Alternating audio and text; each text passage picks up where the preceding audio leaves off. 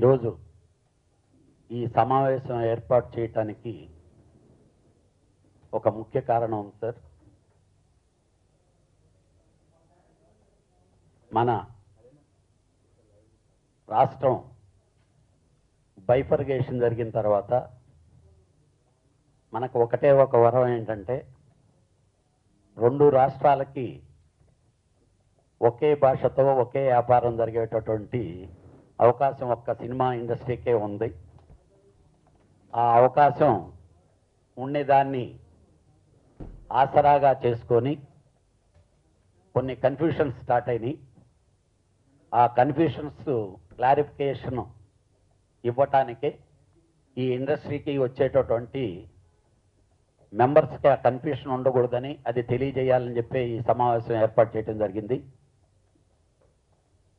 1941లో the Hyderabad state film chamber of కామర్స్గా ప్రథమంగా మన తెలుగులో ఏర్పడింది.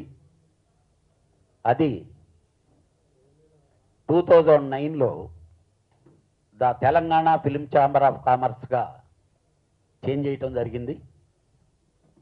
అలాగే 2014లో తెలంగాణ స్టేట్ ఫిల్మ్ ఛాంబర్గా మార్చి ఆ నేమ్తో అప్పటి నుంచి ఇప్పటి వరకు గవర్నమెంట్ రికగ్నైజేషన్తో అలాగే south Indian film chamber affiliated బాడీగా అలాగే సెంట్రల్ గవర్నమెంట్తో గుర్తించినటువంటి ఫిల్మ్ ఫెడరేషన్ ఆఫ్ ఇండియాకి అనుబంధ సంస్థగా అది రన్ అవుతుంది. అలాగే 1951లో ఆంధ్రప్రదేశ్ ఫిల్మ్ ఛాంబర్ ఆఫ్ కామర్స్గా విజయవాడలో ప్రారంభించబడినటువంటి ఆర్గనైజేషన్ 1979లో ఏపీ ఫిల్మ్ ఛాంబర్ ఆఫ్ కామర్స్గా మార్చడం జరిగింది. మన స్టేట్ బైఫర్గేషన్ వచ్చిన తర్వాత రెండు స్టేట్లకి ఒకే ఆఫీస్ కాబట్టి ఒక లాంగ్వేజ్ మీదనే వెళ్తుందని మెంబర్లకి నెంబర్ ఆఫ్ కన్ఫ్యూషన్ లేకుండా దాన్ని 2015లో తెలుగు ఫిల్మ్ ఛాంబర్ ఆఫ్ కామర్స్గా మార్చబడింది. ఇది ఈరోజు Telangana state film chamber of commerce ఎలా అఫిలియేటెడ్గా ఉందో ఇన్ని సంవత్సరాల నుంచి సౌత్ ఇండియన్ ఫిల్మ్ ఛాంబర్కి అఫిలియేటెడ్గాను అలాగే ఫిల్మ్ ఫెడరేషన్ ఆఫ్ ఇండియాకి అఫిలియేటెడ్గాను ఉంటూ మన తెలుగు ఇండస్ట్రీ తరపున ఈ రెండు గవర్నమెంట్ రికగ్నైజ్డ్ బాడీస్గా ఉంటున్నాయి. ఈ మధ్యకాలంలో చాలా సంస్థలు ఆర్గనైజేషన్స్ పుట్టగొడుగుల్లాగా వచ్చి సిమిలర్ నేమ్స్కి దగ్గరగా ఉంటూ మెంబర్స్ కన్ఫ్యూజ్ అవుతున్నారు. కొత్తగా వచ్చిన వాళ్ళు కన్ఫ్యూషన్కి ఏర్పడి తర్వాత వచ్చి సార్ మేము ఏదో మోసపోయామండి, మాకేదో కన్ఫ్యూషన్ జరిగి మేము ఇదే ఆర్గనైజేషన్స్ అనుకొని అక్కడికి వెళ్ళాము, అక్కడ మా చేత డబ్బులు కట్టించుకున్నారు, తర్వాత తెలిస్తే ఇదయిందని చెప్పి వాళ్ళు ఇబ్బంది పడుతూ మాకొచ్చి ఇక్కడ రిప్రజెంటేషన్ చేయటం వల్ల ఈరోజు పత్రికాముఖంగా ఇది తెలియచేయాలని చెప్పి మిమ్మల్ని రిక్వెస్ట్ చేయటం జరిగింది. ఈరోజు ప్రెస్ మీట్ ఏర్పాటు చేయటం జరిగింది. దానికంటే ఇంకో షాక్ అయిన విషయం ఏంటంటే ఈ మధ్యకాలంలో ఏపీ ఫిల్మ్ ఛాంబర్ అనేది మనది ఒక రికగ్నైజ్డ్ బాడీ, ఇక్కడ గుర్తింపు ఇన్ని సంవత్సరాలు అలవాటు పడింది.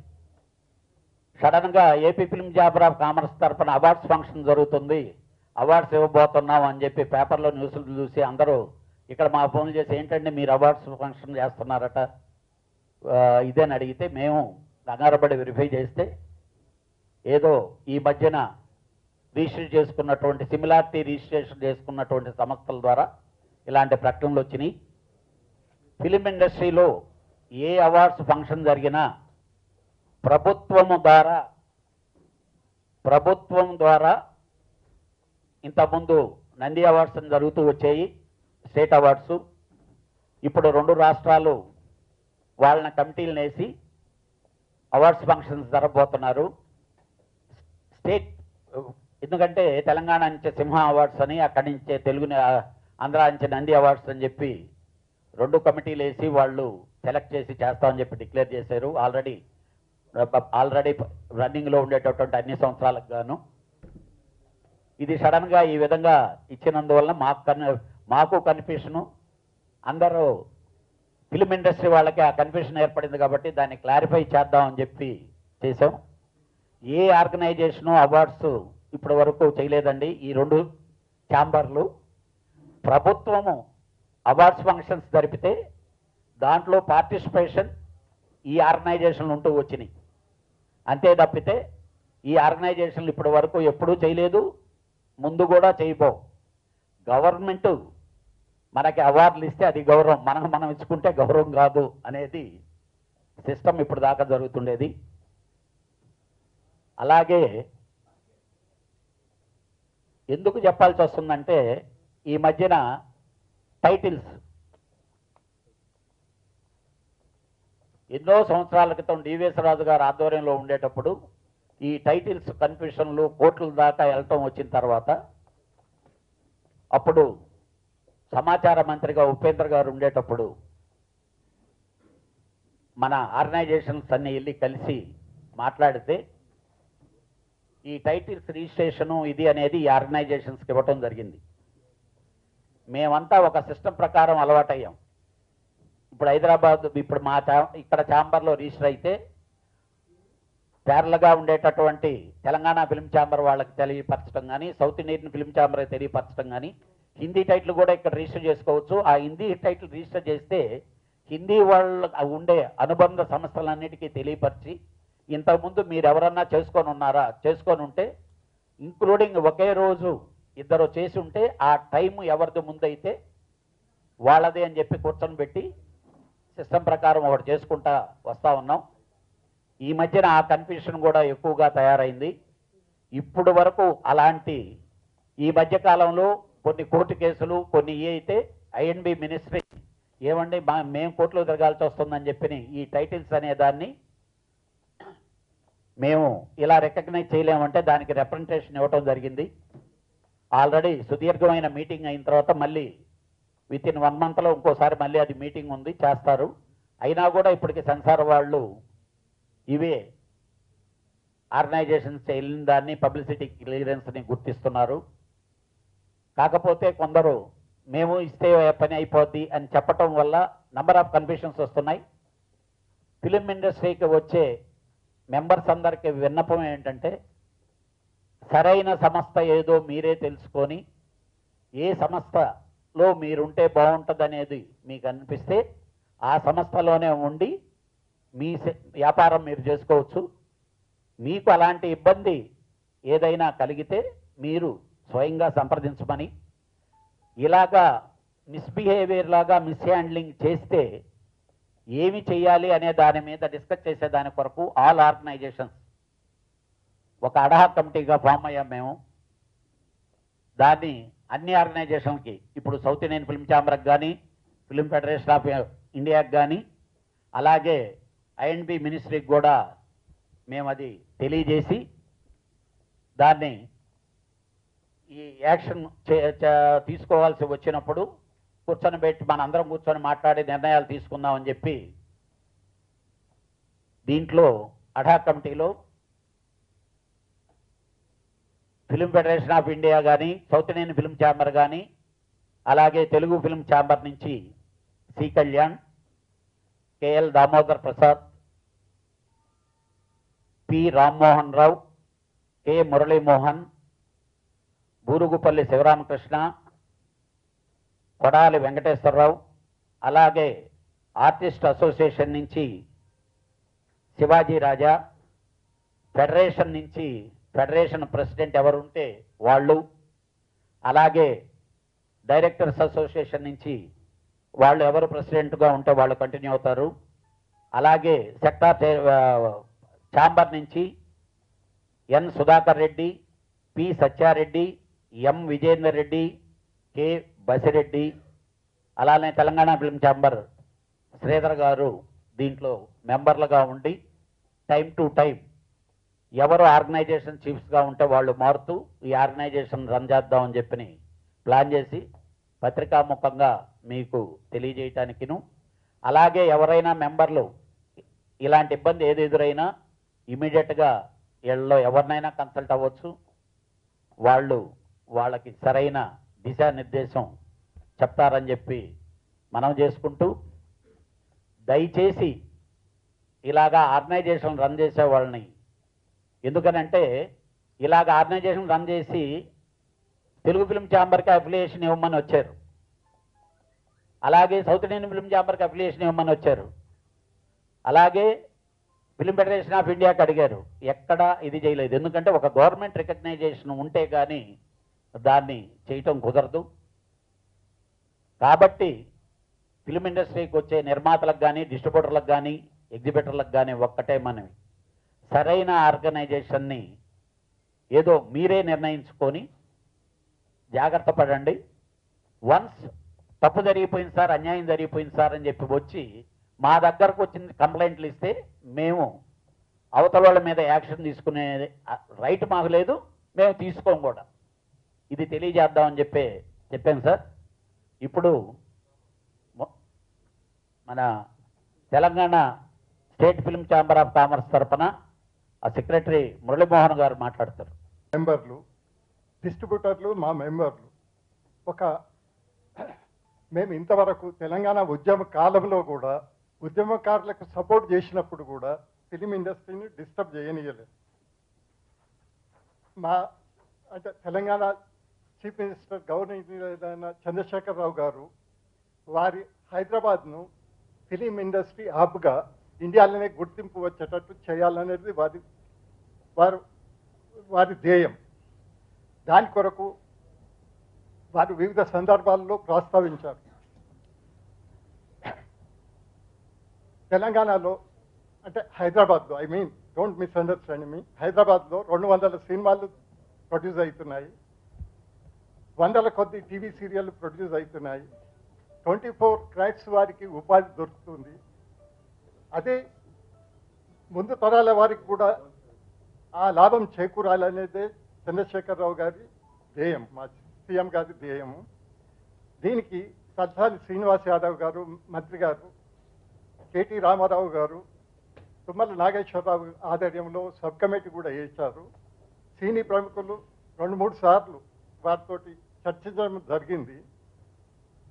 సినీ పరిశ్రమకు చెందిన సింగిల్ విండో సిస్టమ్ కానీ వివిధ వేరే అవి డీటెయిల్గా నేను అంటే చెప్పాలంటే మీకు చాలా టైం పడుతుంది.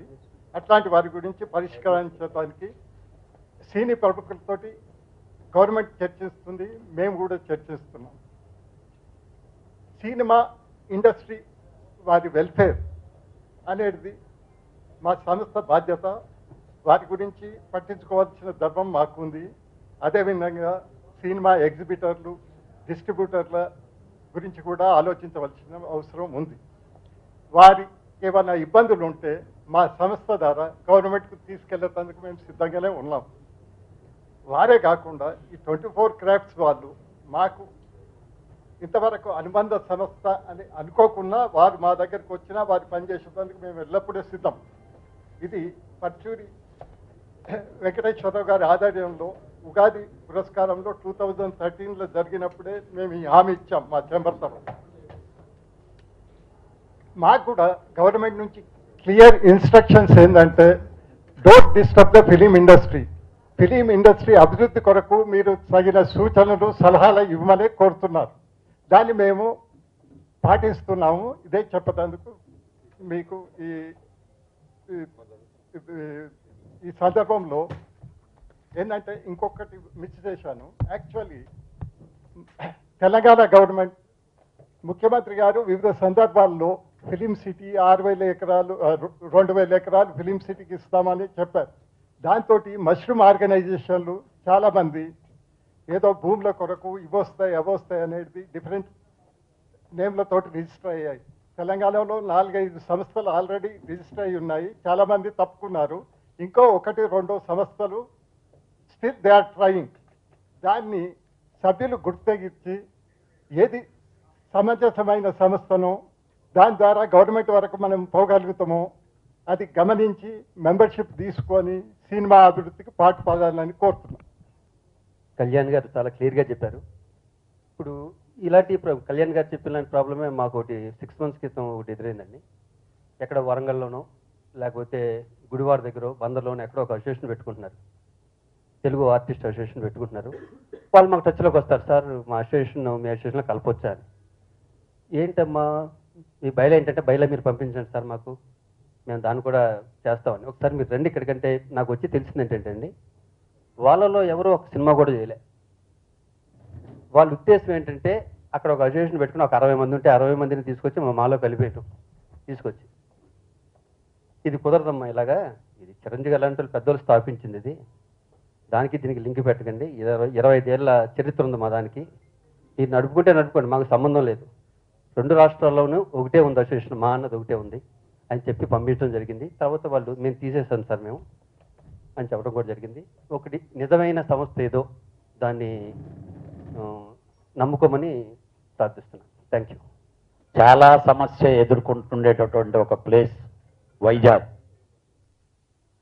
వర్కర్స్ ఫెడరేషన్ అనేది ఈ సంస్థలతో అఫిలియేటెడ్గా ఉంటూ ఒక ఒప్పందం ప్రకారం వెళ్తూ వచ్చింది. వాళ్ళ కాన్ఫెడరేషను ఎపెక్ బాడీ కానీ లేకపోతే మెడ్రాస్లో ఉండేటటువంటి వాళ్ళ పేరెంట్ బాడీ కానీ అలాగే ఇక్కడ ఉండే ఫెడరేషన్ కానీ జరుగుతూ వస్తుంటే రీసెంట్గా ఎవరికి వాళ్ళు లెటర్ ప్యాడ్లు వేసేసుకొని దాంట్లో మన ఎన్టీ రామారావు గారి ఫోటోనో లేకపోతే చంద్రబాబు నాయుడు గారి ఫోటోనో ఒక ఫోటో పెట్టేసి లెటర్ ప్యాడ్లు మేము ఫెడరేషను ఆర్గనైజేషను వర్కర్స్ ఇక్కడ మాకంతా రికగ్నైజేషన్ ఉందని చెప్పి చెప్తూ ఇక్కడ నుంచి వెళ్ళిన కొత్త నిర్మాతల్ని భయభ్రాంతులు చేసి వాళ్ళని బ్లాక్మెయిలింగ్ సిస్టంలో కుదరదు ఇదేనని చెప్తున్నారు. పత్రికాముఖంగా మీ అందరి ద్వారా మేము తెలియజేసేది ఏంటంటే ఓన్లీ వన్ ఫెడరేషన్, ఈ ఫెడరేషన్నే ఈ ఛాంబర్లో గుర్తించడం జరిగింది, మరి ఏ ఫెడరేషన్ కూడా గుర్తించలేదు. అలాగే రీసెంట్గా బీడీ కార్మికులకి లేకపోతే వాళ్ళకి ఇచ్చే దాంట్లో మాదిరిగా ఏదో ప్లాట్లు ఇచ్చేస్తున్నారు, వాళ్ళకి మనకు లెటర్ వచ్చిందని చెప్పి నాకు ఇలాంటి ఆర్గనైజేషన్ నుంచి ఒక ఆర్గనైజేషన్ నుంచి మీరు మాకు సపోర్ట్ చేయాలి సార్, మీరు రికగ్నైజేషన్ ఇవ్వాలంటే అలాంటిది ఇవ్వటం కుదరదు, మీరు మిస్లీడ్ చేస్తున్నారని చెప్పిన వాళ్ళకి చెప్పడం జరిగిందండి. ప్రతి నిర్మాత మీకు తెలియకపోతే మీ ఆర్గనైజేషన్స్కి వచ్చి తెలుసుకొని మనకి ఏ అనుబంధ సంస్థతో అండర్స్టాండింగ్ ఉందో ఆ సంస్థతోనే మీరు పనిచేయండి. ఎందుకనంటే రేపు మీకు సమస్య వచ్చినప్పుడు వాళ్ళని పిలిచి మాట్లాడగలం. మనం రికగ్నైజ్ చేయనటువంటి సంస్థలతో మీరు పనిచేస్తే ఆ సమస్యని మా మెంబర్లకు మేము తీర్చలేమని చెప్పి తెలియజేస్తూ మీరు జాగ్రత్త వహించి సినిమాలు తీయమని చెప్పి చెప్తున్నాం. ఇప్పుడు మన దాము ఇంకా ఇక్కడ ఉండేటటువంటి అనదర్ ఇష్యూస్ ఉన్నాయి, అవి మీకు తెలియజేస్తాం. గుడ్ మార్నింగ్ అండి. కళ్యాణ్ గారు మోస్ట్ ఆఫ్ ఇట్ కవర్ చేశారు.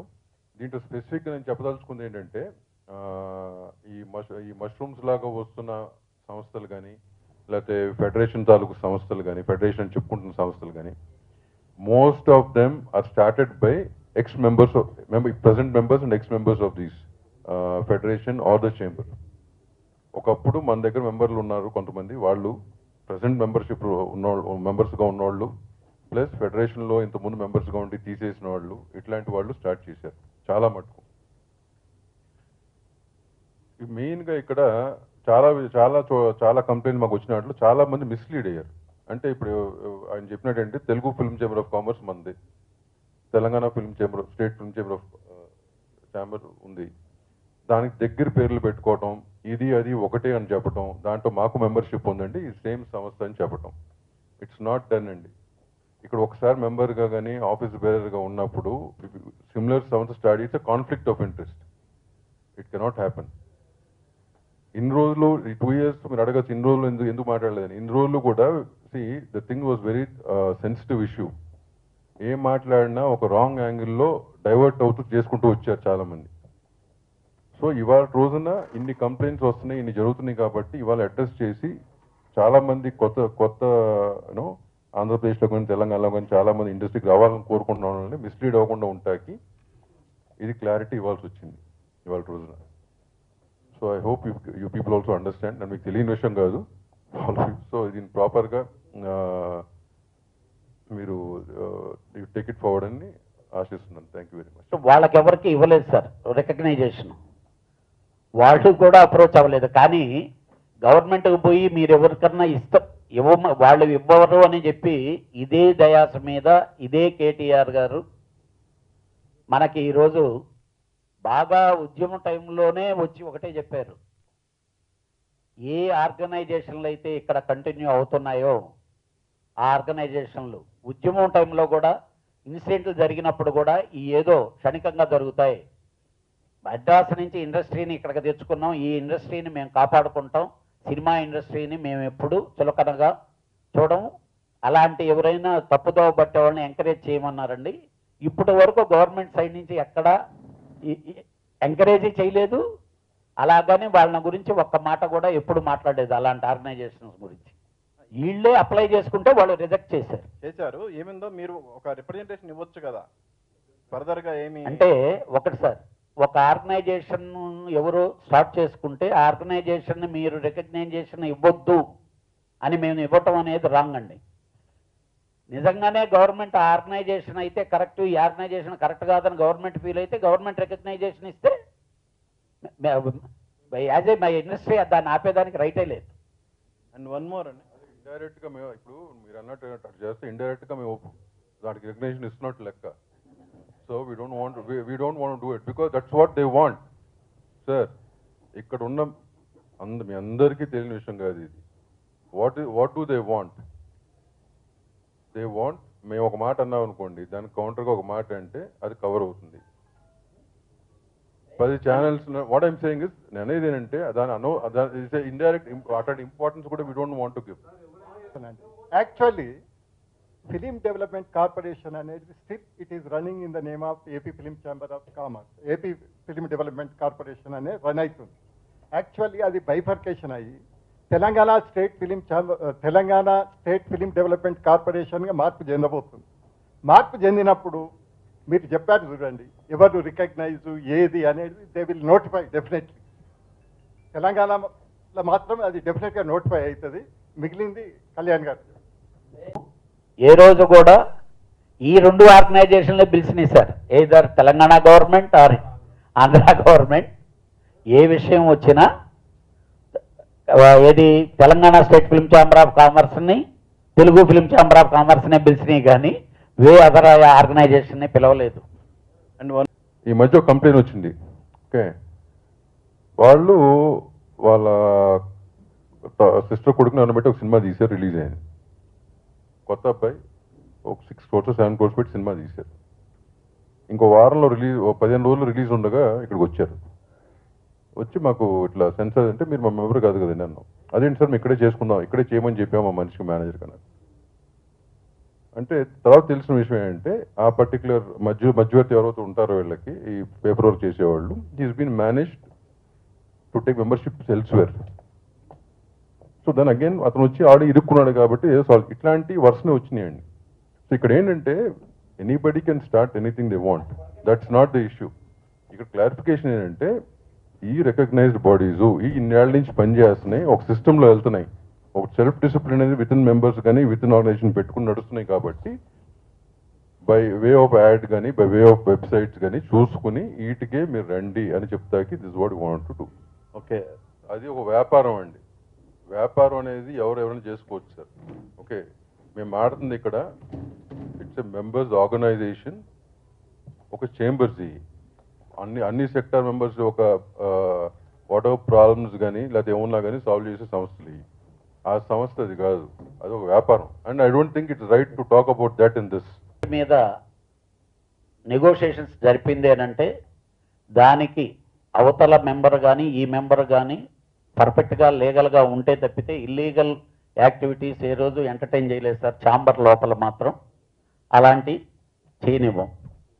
ఇప్పుడు ఒక వ్యక్తికి వ్యాపార లాభ నష్టాలలో జరిగిన దాంట్లో వాళ్ళకి ఏదో మాట్లాడి పెట్టాలి, ఏదో హెల్ప్ చేయండి అని చెప్పటం అనేది ఇది ఛాంబర్కి సంబంధించింది కాదు.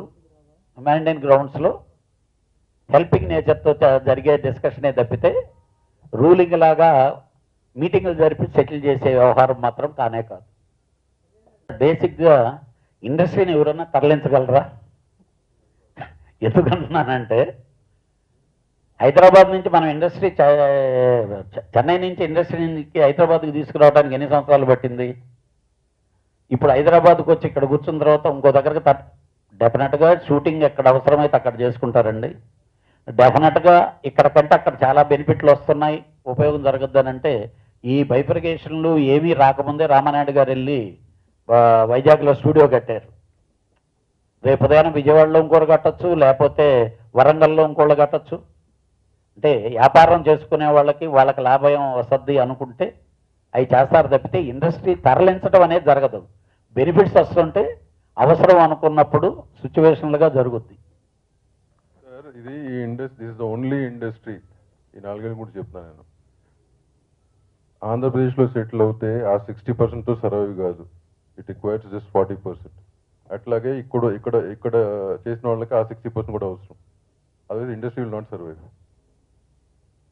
It's a Telugu film industry which requires both the states equally.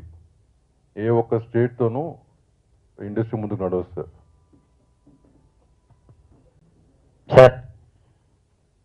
మేము మిమ్మల్ని కోరుకునేది ఒక్కటే, ఇండస్ట్రీకి వచ్చే వాళ్ళని మిస్లీడ్ చేయొద్దని. ఇప్పుడు ఏ గవర్నమెంట్కి కావాల్సిన రిప్రజెంటేషన్ ఆ గవర్నమెంట్కి ఇస్తాం. మాకు ఈరోజు ఇద్దరు తండ్రులు, తల్లి ఒకటే, సినిమా ఒకటే, కానీ దానికి కావాల్సింది ఆ ఇద్దరు తండ్రులతో మేము ఏంటంటే మాకు కావాల్సిన కోరికలన్నీ నెరవేర్చుకునేదానికి ఈ ఆర్గనైజేషన్లు లీడ్ చేయడం జరిగింది. బట్ తెలుగు సినిమా ఎక్కడున్నా ఈరోజు ఏంటంటే ప్రపంచంలోనే మనం చాలా ముందుకెళ్తా ఉన్నాం.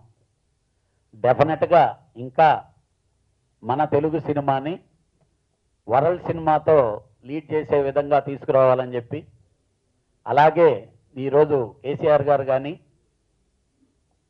అలాగే చంద్రబాబు నాయుడు గారు కానీ